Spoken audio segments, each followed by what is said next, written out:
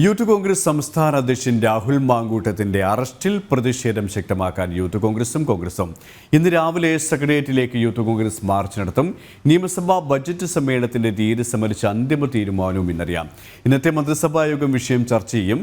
സംസ്ഥാനത്ത് ധനപ്രതിസന്ധി കൂടുതൽ രൂക്ഷമായി കഴിഞ്ഞു എന്ന വാർത്തയുമുണ്ട്. തിരുവല്ലത്ത് ആത്മഹത്യ ചെയ്ത ഷഹാനിയുടെ കുടുംബം ഇന്ന് സെക്രട്ടേറിയറ്റിന് മുന്നിൽ സത്യാഗ്രഹം ഇരിക്കുന്നുണ്ട്. അതേസമയം സർക്കാരിനെതിരെ കടുത്ത നിലപാട് തുടരുന്ന സാഹചര്യത്തിൽ ഗവർണർ ഇന്ന് തലസ്ഥാനത്തെത്തും. ഈ വാർത്തകളുടെ ഒക്കെ വിശദാംശങ്ങൾ നൽകാൻ ശാലിനി തയ്യാറായി നിൽക്കുകയാണ്. Shalini, good morning. ഇവിടെ സൂചിപ്പിച്ചതുപോലെ തന്നെയാണ് അനവധി വാർത്തകളാണ് തലസ്ഥാന ജില്ലയിൽ നിന്നുള്ളത്, തലസ്ഥാന നഗരിയിൽ നിന്നുള്ളത്. ഇതിൽ ഏറ്റവും പ്രധാനം യൂത്ത് കോൺഗ്രസ് സംസ്ഥാന അധ്യക്ഷൻ രാഹുൽ മാങ്കൂട്ടത്തിൻ്റെ അറസ്റ്റുമായി ബന്ധപ്പെട്ട് വലിയ പ്രക്ഷോഭമാണ് കോൺഗ്രസും യൂത്ത് കോൺഗ്രസും ആഹ്വാനം ചെയ്തിരിക്കുന്നത്. രാവിലെ മുതൽ തന്നെ സെക്രട്ടേറിയറ്റ് ഉപരോധമടക്കം സെക്രട്ടേറിയറ്റ് മാർച്ചടക്കം നടത്തുകയാണ്. നമുക്ക് അതിൻ്റെ വിശദാംശങ്ങളിൽ നിന്ന് തുടങ്ങാം.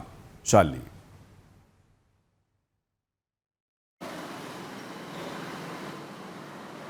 സുരേഷ്, നമസ്തേ, ഗുഡ് മോർണിംഗ്. സുരേഷ് സൂചിപ്പിച്ചതുപോലെ തന്നെയാണ് ഒരു മഴ അല്ലെങ്കിൽ ഒരു പെരുമഴക്കാലം തന്നെയാണ് ഇന്ന് വാർത്തയുടെ കാര്യത്തിൽ തലസ്ഥാന ജില്ലയിലുള്ളത് എന്നുള്ളതാണ് ഏറ്റവും പ്രധാനപ്പെട്ട കാര്യം. അതിൽ രാഷ്ട്രീയ വാർത്ത പരിശോധിക്കുകയാണെങ്കിൽ കഴിഞ്ഞ ദിവസങ്ങളിൽ ഏറെ ചർച്ച ചെയ്യപ്പെട്ട യൂത്ത് കോൺഗ്രസിന്റെ സംസ്ഥാന അധ്യക്ഷൻ രാഹുൽ മാങ്കൂട്ടത്തിന്റെ അറസ്റ്റും തുടർന്നുള്ള റിമാൻഡും ഒക്കെയാണ് വലിയ രീതിയിൽ ചർച്ചയാകാൻ പോകുന്നത്. ഇന്ന് രാവിലെ 11 മണി മുതൽ തന്നെ യൂത്ത് കോൺഗ്രസിന്റെ നേതൃത്വത്തിൽ സംസ്ഥാന വ്യാപകമായി തന്നെ പ്രതിഷേധം ശക്തമാക്കുമെന്നുള്ളതാണ് ഇന്നലെ വൈസ് പ്രസിഡന്റ് അഖിൽ വർക്കി വ്യക്തമാക്കിയിട്ടുള്ളത്. ഇതിൽ പ്രധാനപ്പെട്ട ഒരു കാര്യം എന്നുള്ളത് ഇന്നലെ നടന്ന അറസ്റ്റ് അത് നിയമപരമല്ലാതെ നടന്ന അറസ്റ്റാണ്. ഒപ്പം തന്നെ ഒരു രീതിയിലുള്ള മുന്നറിയിപ്പുകൾ നടന്നിട്ടില്ല, മുന്നറിയിപ്പുകൾ നൽകിയിട്ടില്ല. വീട്ടിൽ കയറി വീട് വളഞ്ഞുകൊണ്ട് ഒരു സംസ്ഥാന അധ്യക്ഷനെ അറസ്റ്റ് ചെയ്യേണ്ട സാഹചര്യം ഉണ്ടായിരുന്നു എന്നുള്ളൊരു ചോദ്യമാണ് ഇപ്പോൾ യൂത്ത് കോൺഗ്രസ് മുന്നോട്ട് വെക്കുന്നത്. കോൺഗ്രസിന്റെ മുതിർന്ന നേതാക്കന്മാരും അത്തരത്തിലൊരു അഭിപ്രായം തന്നെ പ്രകടിപ്പിക്കുകയും ചെയ്തിട്ടുണ്ട്. ഇന്നലെ നമ്മൾ കണ്ടതാണ് സംസ്ഥാന വ്യാപകമായി നടന്ന പ്രതിഷേധം. അതിൽ തലസ്ഥാന ജില്ലയിൽ നടന്ന പ്രതിഷേധങ്ങൾ കണ്ടതാണ്. കന്റോൺമെന്റ് പോലീസ് സ്റ്റേഷനിലേക്ക്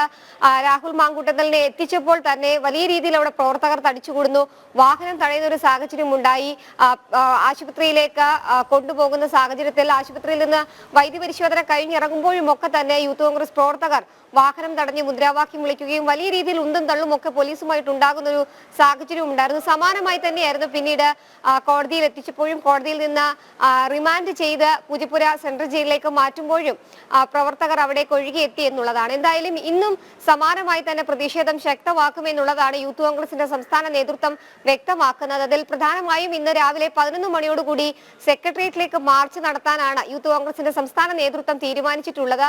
ഒരുപക്ഷെ സുരേഷ് സൂചിപ്പിച്ചതുപോലെ തന്നെയായിരിക്കും ഇന്ന് ആ ഒരു പ്രതിഷേധ മാർച്ച് വലിയ രീതിയിൽ അക്രമത്തിലേക്കും സംഘർഷത്തിലേക്കും പോകുമെന്നുള്ളതിൽ സംശയമില്ല. പ്രത്യേകിച്ച് കഴിഞ്ഞ ദിവസം നടന്ന സമാനമായ രീതിയിൽ ഒരു സെക്രട്ടേറിയറ്റ് മാർച്ചാണ് യൂത്ത് കോൺഗ്രസിന്റെ സംസ്ഥാന അധ്യക്ഷനെ ഇപ്പോൾ പൂജപ്പുര സെൻട്രൽ ജയിലിൽ എത്തിച്ചിട്ടുള്ളത്. അകാരണമായി നടന്ന അറസ്റ്റ്, ഒപ്പം തന്നെ അകാരണമായി നടന്നിട്ടുള്ള പോലീസ് നടപടി എന്നുള്ളതാണ് യൂത്ത് കോൺഗ്രസ് വിലയിരുത്തൽ. സ്വാഭാവികമായും അതിന്റെ ഭാഗമായി നടക്കുന്ന സമരമാണ്, പ്രതിഷേധമാണ്. അതിലും അത്തരത്തിലൊരു അക്രമ സ്വഭാവം ഉണ്ടാകാനുള്ള സാധ്യതകൾ കാണുന്നുണ്ട്. ഒപ്പം തന്നെ ഇന്ന് വൈകിട്ട് 6 മണിയോടുകൂടി സംസ്ഥാനത്തെ എല്ലാ പോലീസ് സ്റ്റേഷനുകൾ കേന്ദ്രീകരിച്ചും സമരജാല എന്ന പേരിൽ പ്രതിഷേധ കൂട്ടായ്മകളും പ്രതിഷേധ പരിപാടികളും സംഘടിപ്പിക്കാനും യൂത്ത് കോൺഗ്രസിന്റെ സംസ്ഥാന നേതൃത്വം തയ്യാറായിട്ടുണ്ട്. ഒരുപക്ഷെ ഇതൊരു രാഷ്ട്രീയ ആയുധമാക്കാൻ തന്നെയാണ് ഇപ്പോൾ കോൺഗ്രസ് തീരുമാനിച്ചിട്ടുള്ളത്. പ്രത്യേകിച്ച് കഴിഞ്ഞ ദിവസങ്ങളിലൊക്കെ നമ്മൾ കണ്ടതാണ് പല വിഷയങ്ങളിൽ സംസ്ഥാന സർക്കാരിനെ പ്രതിരോധത്തിലാക്കാൻ അല്ലെങ്കിൽ സംസ്ഥാന സർക്കാരിനെതിരെ ഉയർന്നു വന്നിട്ടുള്ള ആക്ഷേപങ്ങൾ, ആരോപണങ്ങൾ, ഒപ്പം തന്നെ അഴിമതി കഥകളിലൊക്കെ തന്നെ പ്രതിഷേധം ശക്തമാക്കുമ്പോഴും ആ പ്രതിഷേധങ്ങളെ